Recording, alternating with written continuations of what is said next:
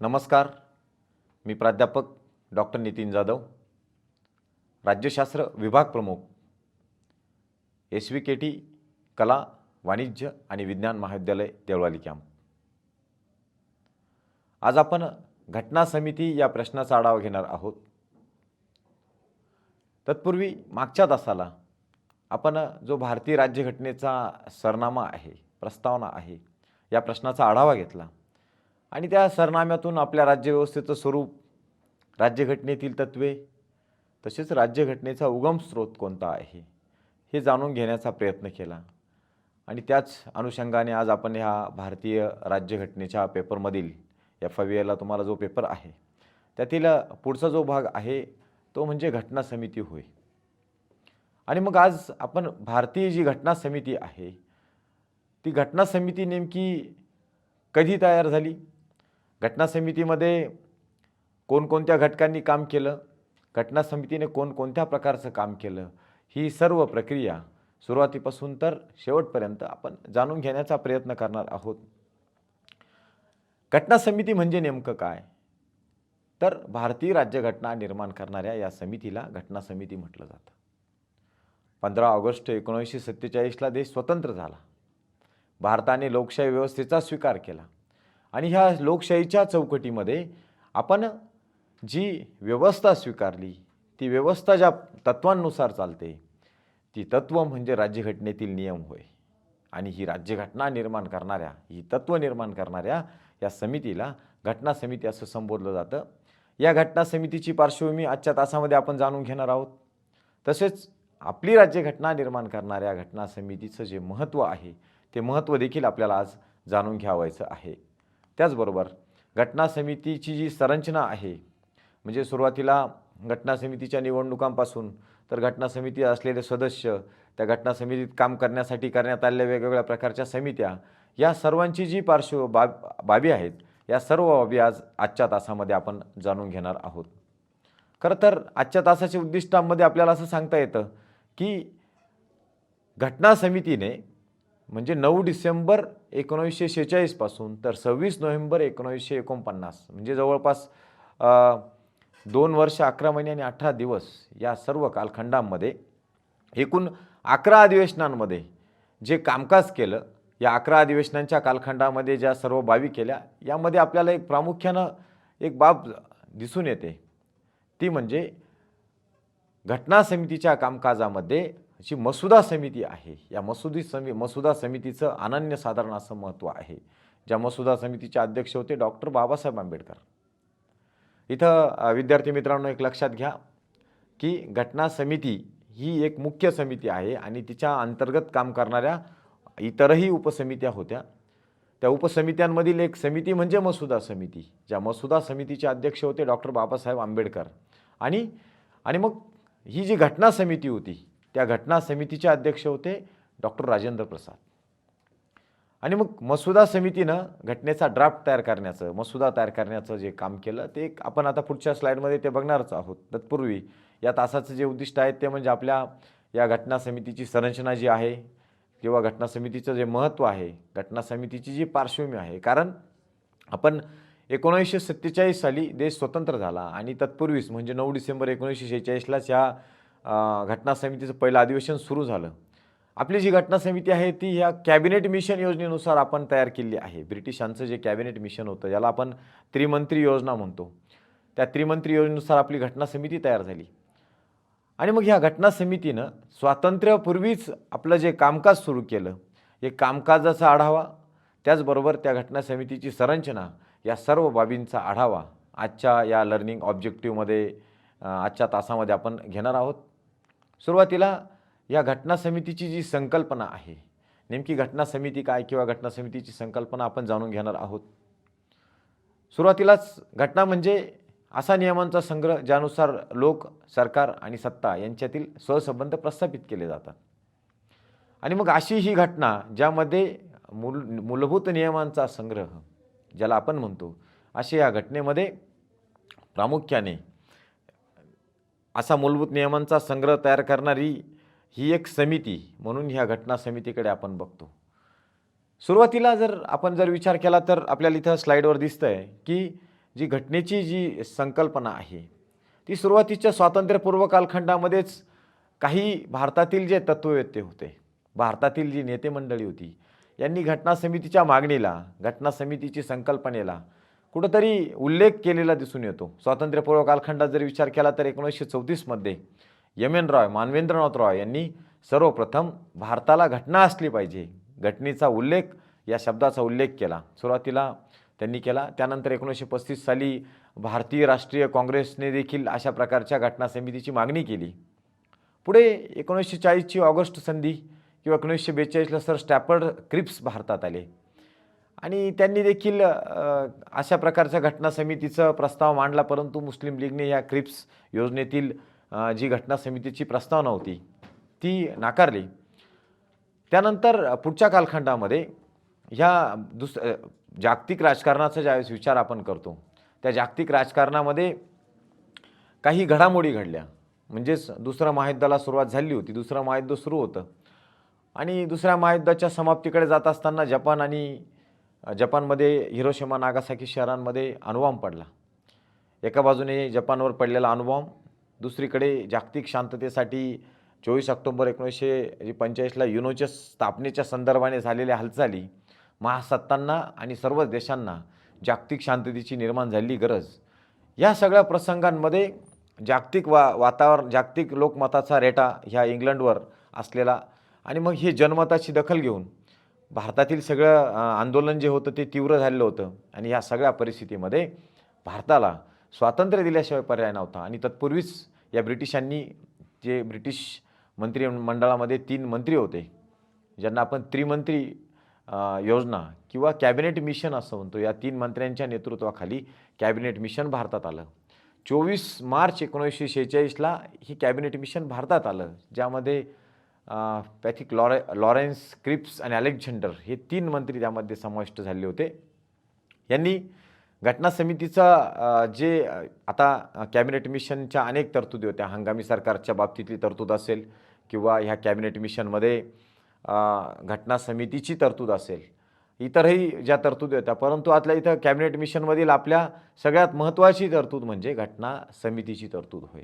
कारण भारताची घटना समिती जी निर्माण करण्यात आली ती घटना समिती ही कॅबिनेट मिशन योजनेनुसार झाली आणि त्यामुळे या कॅबिनेट मिशन योजनेमधील जी घटना समितीची तरतूद आहे, हंगामी सरकारची तरतूद आहे, ती इथं आपल्या दृष्टिकोनातून महत्त्वाची आहे. याच कालखंडामध्ये पंडित जवाहरलाल नेहरू यांच्या नेतृत्वाखाली आपण हंगामी सरकार देखील सुरू केलं आणि घटना समितीची देखील निवड करण्यात आली. आता खरं तर 9 डिसेंबर 1946 ते 26 नोव्हेंबर 1949 या 2 वर्ष 11 महिने आणि 18 दिवसामध्ये या घटना समितीनं आपलं कामकाज केलेलं आपल्याला दिसून येतं. आता या घटना समितीची संरचना कशी होती, निवडणुका कशा झाल्या, हे देखील आपल्याला पाहणं, त्याचा आढावा घेणं देखील अत्यंत महत्त्वाचं आहे. आता हे घटना समितीचं जे कंपोजिशन होतं हे ब्रिटिश कॅबिनेट मिशन योजनेनुसार करण्यात आलेलं होतं. आता हे पाहण्यापूर्वी घटना समितीच्या निवडणुका ह्या देखील आपल्याला पाहणं गरजेचं आहे. या घटना समितीचे जे सदस्य होते त्यांची निवड अप्रत्यक्ष पद्धतीने, म्हणजे ज्यावेळेस घटना समितीचे सदस्य डायरेक्ट जनतेद्वारे निवडले गेले असते तर त्याला आपण प्रत्यक्ष निवड म्हणता आली असती, परंतु जनतेकडून निवडले गेलेले नव्हते. मग कोणाकडून निवडले गेले होते? 1935च्या कायद्याने प्रांतांमध्ये 1937 साली निवडणुका झाल्या आणि प्रांतांमध्ये काही सरकारं प्रस्थापित झाली होती. त्या प्रतिनिधींकडून या घटना समितीच्या सदस्यांची निवड करण्यात आली. म्हणजे जनतेच्या प्रतिनिधींकडून मात्र इथं निवड करण्यात आली. ही बाब मात्र सकारात्मक दृष्टिकोनातून आपल्याला विचार करावा लागतो. ही घटना समितीची निवड होत असताना अगदी बारकाईने, म्हणजेच सर्व घटकांचे प्रतिनिधी, यामध्ये हिंदू असतील, मुस्लिम असतील, ख्रिश्चन असतील, पारशी असतील, जैन असतील, महिला असतील, सगळ्या प्रदेशातील घटकांना प्रतिनिधित्व मिळेल या दृष्टिकोनातून सगळ्या बाबींचा विचार येथे करण्यात आलेला दिसून येतो. आणि मग सुरुवातीला कॅबिनेट मिशन योजनेनुसार असं ठरवण्यात आलं की 389 सदस्य या घटना समितीमध्ये असतील आणि ह्या 389 सदस्यांमध्ये ब्रिटिश भारतात ज्या प्रदेशावर ब्रिटिशांचं वर्चस्व होतं त्या ब्रिटिश भारतातून 296 प्रतिनिधी इथं समाविष्ट करण्यात येतील आणि 93 जागा ज्या ठेवण्यात आल्या त्या संस्थानांसाठी ठेवण्यात आल्या. बघा 389 जागांची बायफर्गेशन विभागणी कशी करण्यात आली. या 389 जागांपैकी ब्रिटिश भारतातील म्हणजेच ब्रिटिशांचं वर्चस्व असलेल्या भारतातील 296 आणि 93 जागा या प्रांतांसाठी ठेवण्यात आल्या. परंतु प्रत्यक्षात झालं असं की ज्या 93 जागा प्रांतांसाठी ठेवण्यात आल्या होत्या घटना समितीच्या, प्रांतांनी या घटना समितीत सामील होण्यास नकार दिला आणि त्या जागा भरल्याच गेल्या नाही. मग 93 संस्थानांसाठी ठेवण्यात आलेल्या ह्या 93 ज्या जागा होत्या त्यांचा विषय संपला. त्यानंतरच्या कालखंडामध्ये ज्या 296 ज्या जागा आहेत त्या 296 जागा म्हणजे ब्रिटिश भारतातील त्या जागांच्या निवडणुकीसाठी हालचाली सुरू झाल्या आणि मग 292 जागा असलेल्या या 11 प्रांतांतून या 296 जागा निवडावयाच्या होत्या. या 296 पासून जवळपास 292 जागा ब्रिटिश प्रांतातून तर 4 जागा जे ब्रिटिशांचे जे प्रांत होते मुख्य आयुक्तांचे या मुख्य ब्रिटिश कमिशनरचे प्रांत त्याला म्हटलं जातं. त्यामध्ये दिल्ली, अजमेर व मारवाड, कुर्ग आणि ब्रिटिश बलुचिस्तान म्हणजे जे ब्रिटिश कमिशनरचे जे 4 प्रांत होते ते 4 जागा आणि 292 जागा ह्या 11 प्रांतातून अशा 296 जागांसाठी निवडणुका घ्यावायच्या ठरल्या. आता 296 जागांसाठी जुलै ऑगस्टमध्ये निवडणुका झाल्या. जुलै 1946 मध्ये निवडणुका झाल्या आणि ह्या निवडणुकीमध्ये जे निकाल लागले या निकालामध्ये 208 जागा ह्या इंडियन नॅशनल काँग्रेस म्हणजेच काँग्रेसला मिळाल्या. त्यानंतर 73 जागा ज्या आहेत त्या मुस्लिम लीगला मिळाल्या आणि इतर म्हणजे अपक्ष असतील किंवा छोटे मोठे पक्ष असतील यांना 15 जागा मिळाल्या. आता विचार करा की 208 जागा काँग्रेसला, भारतीय राष्ट्रीय काँग्रेसला आणि 73 जागा ज्या होत्या त्या मुस्लिम लीगला मिळाल्या. साहजिकच काँग्रेस आणि मुस्लिम लीग यांच्यामध्ये जे जागांचं प्रमाण होतं आपण स्क्रीनवरती बघू शकतो की जे जागांचा जो निकाल लागला त्यामध्ये काँग्रेसला बहुमत मिळालं, वर्चस्व मिळालं. आणि हे ऑगस्टमध्ये असं चित्र निर्माण झालं 1946च्या. आणि मग पुढं परिस्थिती काय तर काँग्रेसला बहुमत मिळालं आणि मुस्लिम लीगला अल्पमतात आलं. मुस्लिम लीगला कळून चुकलं की घटना समितीमध्ये आपले कोणतेही बाब ऐकून घेतली जाणार नाही. कळून चुकलं म्हणजे असा त्यांनी समज करून घेतला आणि तेव्हापासून तर भारताला म्हणजे 15 ऑगस्ट 1947 पर्यंत पाकिस्तानची किंवा मुस्लिम लीगची जी भूमिका आहे ती आडमुठ्या स्वरूपाची ठरली. कारण झाली परिस्थिती अशी की जे घटना समितीचं जे कामकाज होतं ते स्वातंत्र्यपूर्व कालखंडातही 4 अधिवेशनं झाली.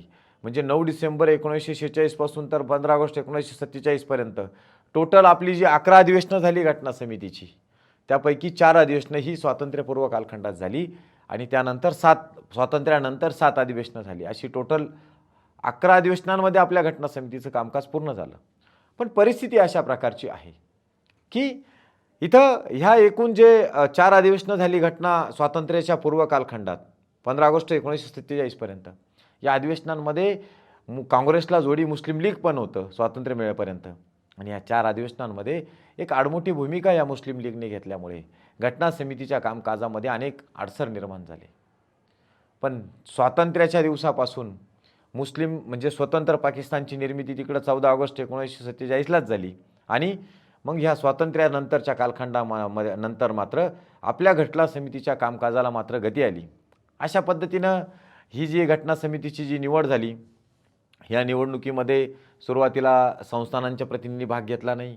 नंतर स्वातंत्र्य मिळाल्यानंतर काँग्रेस बाजूला आणि जे मुस्लिम लीगचे सदस्य होते हे पण बाजूला होऊन गेले. पाकिस्तानचे जी घटना समितीचे सदस्य होते आणि मग राहिला फक्त आता इथं भारतीय सदस्य. या भारतीय सदस्यांनी स्वातंत्र्यानंतरच्या कालखंडामध्ये ह्या घटना समितीच्या कामकाजामध्ये हिरिरीने भाग घेऊन आपली ही घटनेची चौकट तयार केली, मसुदा तयार केला मसुदा समितीने.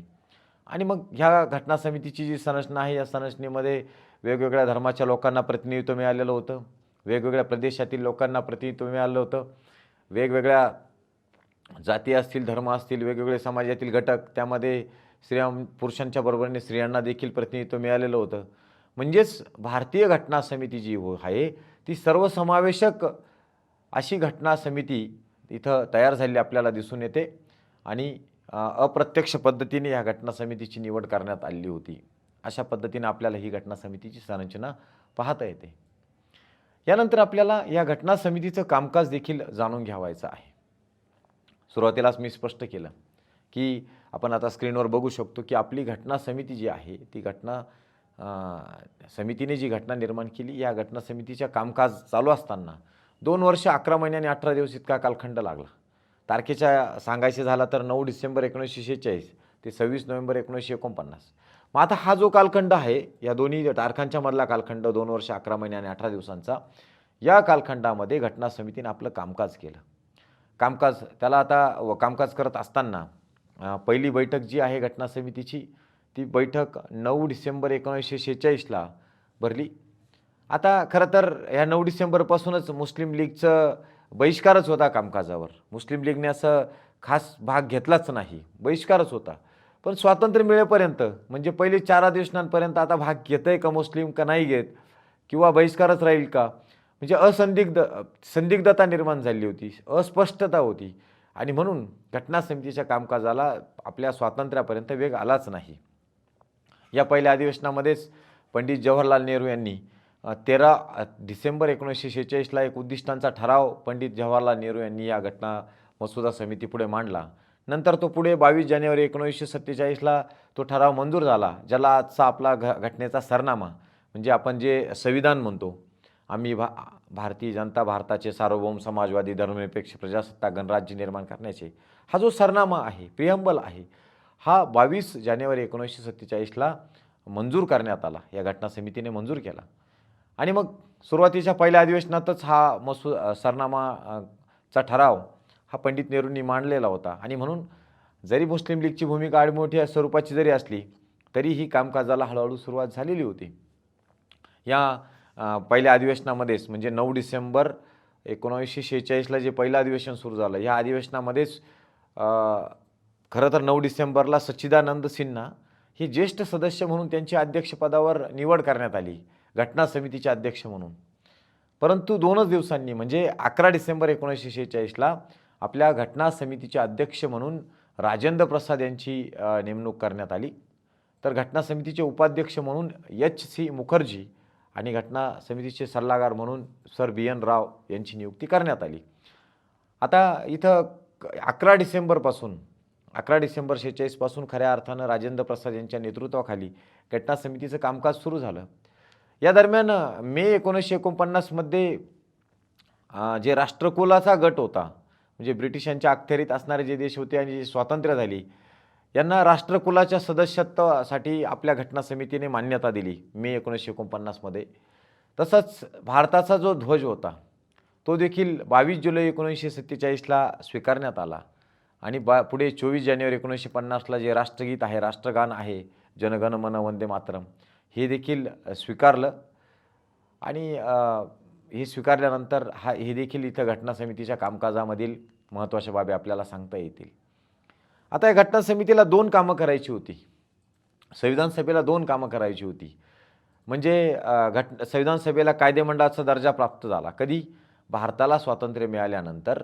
घटना समिती एका बाजूने म्हणजे स्वतंत्र भारताची घटना निर्माण करण्याचं काम करत होती, एका बाजूने घटनेचा मसुदा तयार करायचा, घटनेत वेगवेगळे ठराव असतील त्या ठरावांवर चर्चा, त्याच्यात आलेल्या सूचनांचा फेरविचार किंवा जो मसुदा की इतर जे बाबी असतील त्या अनुषंगिक बाबी कामं चालू होते. म्हणजेच घटना निर्मितीचं काम एका बाजूने करायचं आणि दुसऱ्या बाजूने देशासाठी कायदाही करायचा, असं दुहेरी स्वरूपाचं काम या संविधान सभेला करावं लागत होतं. संविधान सभेची बैठक जेव्हा असेल तेव्हा संविधान सभेची बैठक जेव्हा घटना निर्मितीच्या कामासाठी होत तेव्हा राजेंद्र प्रसाद अध्यक्ष म्हणून काम करत असे. जेव्हा संविधान सभेची म्हणजे संविधानाचं काम चालू असलं की राजेंद्र प्रसाद अध्यक्ष, पण कायदेमंडळ म्हणून जेव्हा काम करत असे तेव्हा G.V. मावळणकर तिचे अध्यक्ष म्हणून काम करायचे. आता एक सोप्या भाषेत जर सांगायचं झालं तर आपली जी संविधान सभा होती, जेव्हा घटनेचं काम केलं जायचं त्यावेळेस राजेंद्र प्रसाद तिचे अध्यक्ष म्हणून काम करायचे आणि ज्यावेळेस कायदे निर्मितीची प्रक्रिया केली जायची त्यावेळेस G.V. मावळणकर तेव्हा काम बघत असायचे. आता आपण वारंवारच एक चर्चा होते की घटना समितीचं नेमकी कोणी लिहिली, घटना यांनी एकानेच लिहिली का 10 जणांनी लिहिली का घटनेचं कामकाज कोणी केलं. त्याच्या उत्तरामध्ये आपल्याला स्पष्ट इथं स्क्रीनवर तुम्हाला दिसतंय की घटना समितीच्या कामकाजाची विभागणी वेगवेगळ्या समित्यांमध्ये केलेली होती. या समित्यांनी वेगवेगळ्या समित्यांना वेगवेगळी कामं वाटली गेलेली होती. आपण श्रम आणि कार्य विभागणीच्या तत्वानुसार घटनेच्या निर्मितीचे कामं वेगवेगळ्या कमिट्यांमध्ये केली. आता जवळपास आपण स्क्रीनवर जर पाहिलं तर एकूण 12 कमिट्या आपल्याला इथं दिसून येतात आणि ह्या 13 कमिट्या दिसून येतात. 12 + 1 13 कमिट्या टोटल दिसून येतात आणि या स्क्रीनवरती ज्या दिसणाऱ्या 13 कमिट्या आहेत, या 13 कमिट्यांमध्ये वेगवेगळी कामांसाठी वेगवेगळ्या कमिट्या. आता आपण सुरुवातीपासून एक जी कमिटी आहे त्या कमिटीचा विचार करू. एक आहे कामाच्या स्वरूपानुसार त्या कमिटीचं महत्त्व कमी जास्त असू शकेल. कारण पहिलीच जी कमिटी आहे मसुदा समिती, ज्याला आपण इंग्लिशमध्ये ड्राफ्टिंग कमिटी म्हणतो, या मसुदा समितीचे अध्यक्ष डॉक्टर बाबासाहेब आंबेडकर होते. आणि हे जे अध्यक्ष होते डॉक्टर बाबासाहेब आंबेडकर, मसुदा समिती हिच्याकडे जे काम होतं ते घटनेचा मसुदा, कलमवार मसुदा तयार करण्याचं काम होतं. आणि म्हणून हे कलमवार मसुदा तयार करत असताना ह्या घटना समितीच्या मसुद्याचं जे काम होतं ते महत्त्वाचं होतं. आणि म्हणून इतर कमिट्यांचा आपण ज्यावेळेस विचार करतो, इतर सर्व कमिट्यांचा, त्यावेळेस मसुदा समिती तुलनेने अधिक महत्त्वाची असल्याचं आपल्याला म्हणावंसं वाटतं. कारण तिच्याकडे दिलेलं काम जे आहे ते महत्त्वपूर्ण होतं. या मसुदा समितीची स्थापना 29 ऑगस्ट 1947 या दिवशी झाली आणि मसुदा समितीचे अध्यक्ष जे होते ते डॉक्टर बाबासाहेब आंबेडकर होते. या कमिटीत इतरही जे टोटल 7 सदस्य होते ते म्हणजे गोपालस्वामी अय्यंगार, आलादी कृष्णस्वामी अय्यर, डॉक्टर KM मुन्शी, सईद मोहम्मद सादुल्ला, N माधवराव, TT कृष्णमाचारी. आता हे 7 जे सदस्य होते यापैकी जे दोन जण रिप्लेस झाले, 2 जणांमध्ये बदल झाला. N माधवराव यांच्यानंतर BL मित्तल हे आले आणि TT कृष्णमाचारी यांच्या जागी DP खेतान हे ह्या घटना मसुदा समितीमध्ये नंतर बदलले. असे एकूण 7 सदस्य या समितीने आपल्या घटनेचा मसुदा तयार करण्याचं काम केलं. या ड्राफ्ट तयार करण्यासाठी घटना समितीला 141 दिवस लागले. टोटल 141 दिवस. राज्यघटनेचा पहिला मसुदा जो आहे तो फेब्रुवारी 1948ला मग घटना समितीपुढे मांडण्यात आला. दुसरा मसुदा ऑक्टोबर 1948ला आणि अंतिम मसुदा 4 नोव्हेंबर 1948ला घटना समितीला सादर करण्यात आला. आणि मग ह्या मसुदा समिती जी होती, मसुदा समितीने घटनेचा मसुदा जो आहे तो मसुदा तयार करण्याचं काम कलमवार केलं. खरं तर डॉक्टर बाबासाहेब आंबेडकर यांचं योगदान आणि त्यांना जोडी असणारे डॉक्टर BN राव यांचं योगदान इथं अत्यंत महत्त्वाचं असं मानलं जातं. आणि ह्या योगदानामुळेच पुढच्या कालखंडामध्ये डॉक्टर बाबासाहेब आंबेडकर यांना भारतीय राज्यघटनेचं शिल्पकार असं म्हटलं जातं. अशा पद्धतीनं आपल्याला ह्या घटनेतील मसुदा समिती जी आहे त्या पहिल्या कमिटीचं आपल्याला कामकाज पाहता येतं. यानंतर पुढच्या कालखंडामध्ये इतर ज्या समित्या आहेत त्या समित्यांनी देखील महत्त्वाची भूमिका या घटना निर्मितीच्या कामकाजामध्ये बजावली. त्यामध्ये पंडित जवाहरलाल नेहरू यांच्याकडे संघराज्य अधिकार समिती होती. संघराज्य राज्यघटना, संस्थाने वाटाघाटी आणि मसुदा परीक्षण या समितीचे कामकाज पंडित जवाहरलाल नेहरू यांनी पाहिलं. मूलभूत अधिकार व अल्पसंख्याक तसेच प्रतीक राज्यघटना यांचं सरदार पटेल यांनी कामकाज पाहिलं. सुकाणू समिती जी होती, सुकाणू कामकाज व वित्त व कर्मचारी हे राजेंद्र प्रसाद यांच्या नेतृत्वाखाली ही कमिटी कामकाज पाहत होती. त्याचबरोबर मूलभूत अधिकार उपसमिती, अल्पसंख्याक समिती, आर्थिक तरतुदीविषयक वृत्तपत्र प्रांत किंवा नागरिकत्वाबाबतीतल्या समित्या ह्या सगळ्या वेगवेगळ्या टोटल जवळपास 13 कमिट्यांनी आपली जी कामं नियुक्त सोपवलेली होती त्या कमिट्यांनी कामं केली आणि मग एकत्रित पद्धतीने जी घटना समितीपुढे मांडण्यात आली आणि त्यानंतर घटना समितीने या इतर सगळ्या कमिटींचं ड्राफ्टिंग कमिटीपासून तर अगदी नागरिकत्वासंदर्भातील कमिटीपर्यंत ही सगळी कामं एकत्रितपणे घटना समितीमध्ये त्यावरती चर्चा झाली आणि चर्चा करून त्यावर अंतिम रूप ह्या घटनेचं देण्यात आलं आणि मग पुढे 26 नोव्हेंबर 1949ला हा मसुदा आपला राज्यघटना स्वीकृत करण्यात आली. आता खरं जर पाहिलं तर ह्या आपल्या राज्यघटनेमध्ये एकूण ज्या महिला सदस्य होत्या यामध्ये 15 महिला सदस्य होत्या. या 15 महिला सदस्यांनी देखील पुरुषांच्या बरोबरीने भारतीय राज्यघटनेमध्ये हिरिरीने भाग घेतला. आता आपल्या घटना समितीमध्ये भारताला स्वातंत्र्य मिळालं आणि भारताला स्वातंत्र्य मिळाल्यानंतर 15 ऑगस्ट 1947 नंतर म्हणजे भारतीय स्वातंत्र्याचा कायदा 1947 नंतर घटना समितीमध्ये काही बदल झाले. स्वातंत्र्य मिळाल्यानंतर या बदल कोणते झाले तर समितीला पूर्ण सार्वभौम दर्जा प्राप्त झाला. स्वातंत्र्यपूर्व कालखंडामध्ये समिती सार्वभौम नव्हती कारण ब्रिटिशांच्या कॅबिनेट मिशन योजनेनुसार भारताची घटना समिती निर्माण करण्यात आली होती. आणि ही घटना समिती जी होती ती बाह्य दृष्टिकोनातून, आपण सार्वभौमत्वाचा अर्थ जाणून घेत असताना अंतर्गत आणि बाह्य दोन्ही दृष्टिकोनातून सार्वभौमत्वाचा अर्थ बघतो. मग बाह्य दृष्टिकोनातून इथं ब्रिटिशांच्या या योजनेनुसार आपली घटना समितीची निर्मिती झाली आणि त्या दृष्टिकोनातून इथं हे सार्वभौम आपली घटना समिती नव्हती स्वातंत्र्यपूर्व कालखंडात, ती स्वातंत्र्यानंतर सार्वभौम झाली. ब्रिटिशांनी केलेल्या कायद्यात बदल रद्द करण्याचा अधिकार इथं या समितीला प्राप्त झाला. तसेच समिती हे कायदेमंडळ बनले, म्हणजेच समितीतील जे सदस्य होते ते नंतर पुढे कायदेमंडळाचे सदस्य बनले. समिती स्वतंत्र भारताची पहिली संसद बनली आणि खऱ्या अर्थानं भारताचं हे घटना समितीला एक महत्त्वाचा असा अधिकार इथं या कायदेमंडळाच्या रूपाने त्या कालखंडात प्राप्त झाला. जोपर्यंत जनतेने नियुक्त केलेलं पहिलं सरकार पदावर येत नाही तोपर्यंत या कायदेमंडळानेच म्हणजेच या समितीतील सदस्यांनीच इथं कामकाज पाहिलेलं दिसून येतं. त्यानंतर ही जी भारताची जी घटना समिती होती, या घटना समितीवर पुढच्या भविष्य कालखंडामध्ये काही टीका देखील करण्यात आल्या. आता कोणताही राज्यशास्त्रातील कोणताही भाग म्हटलं की त्याच्यावरती गुणदोषात्मक बाबी असतातच, त्याच्यावरती क्रिटिसिझम होतंच आणि भारतीय घटना समिती देखील त्याला अपवाद राहिली नाही. नंतरच्या कालखंडामध्ये जे तत्ववेत्यांनी विद्वानांनी यावर टीका केली, त्यांनी असं स्पष्ट केलं की ही घटना समिती ही प्रातिनिधिक सभा नव्हती, जनतेचं प्रतिनिधित्व करणारी प्रत्यक्ष जनतेने निवडून दिलेली सभा नव्हती.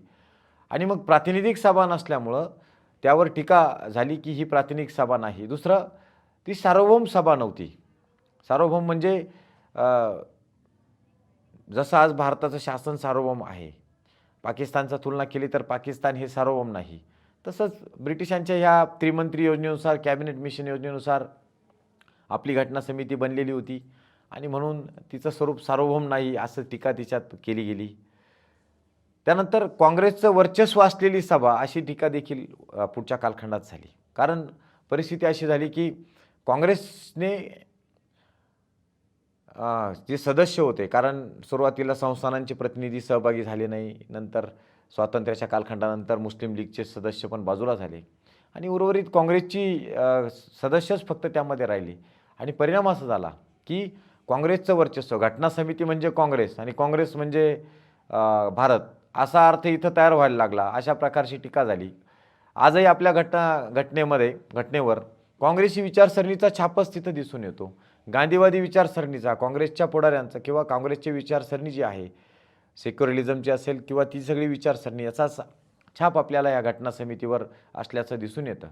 त्याचबरोबरीने ह्या घटना समितीमध्ये जरी सर्व धर्मियांचा समावेश होता तरी हिंदूंचं वर्चस्व ह्या घटना समितीमध्ये होतं. आणि म्हणून त्याचबरोबरीने लॉयर किंवा पॉलिटिशियन, लॉयर म्हणजे वकिलांची सभा अशी टीका देखील आपल्या ह्या घटना समितीवर केली जायची की ही एक वकिलांची सभा आहे. अशा पद्धतीनं आजच्या या तासामध्ये आपण घटना समितीची संरचना, घटना समितीचं कामकाज तसेच टीका आपण अभ्यासल्या. एकंदरीतच या घटना समितीची जी पार्श्वभूमी होती आणि ह्या पार्श्वभूमीमध्ये आपण घटना समिती कशी, निवडणुका कशा झाल्या, निवडणुकांनंतर घटना समितीचं कामकाज कशा पद्धतीनं चाललं, संस्थानांचे प्रतिनिधी कसे सहभागी झाले नाही किंवा मुस्लिम लीग कशी बाजूला झाली, या दृष्टिकोनातून आपण पार्श्वभूमी सुरुवातीला जाणून घेतली आणि त्यानंतरच्या कालखंडामध्ये या मसुदा समितीचं जे महत्त्व होतं ते महत्त्व तसेच कामकाज हे देखील जाणून घेतलं. त्यानंतर आजच्या तासासाठी तुमच्यासाठी जो गृहपाठ असणार आहे तो गृहपाठ म्हणजे घटना समितीचं संरचना, घटना समितीची पार्श्वभूमी ही आपण तुम्हाला अभ्यासासाठी असणार आहे. यानंतर आपण पुढच्या तासाला भारतीय घटना निर्मितीची जी प्रक्रिया आहे ती भारतीय घटना निर्मितीची प्रक्रिया आपण पुढच्या तासाला अभ्यासणार आहोत. धन्यवाद.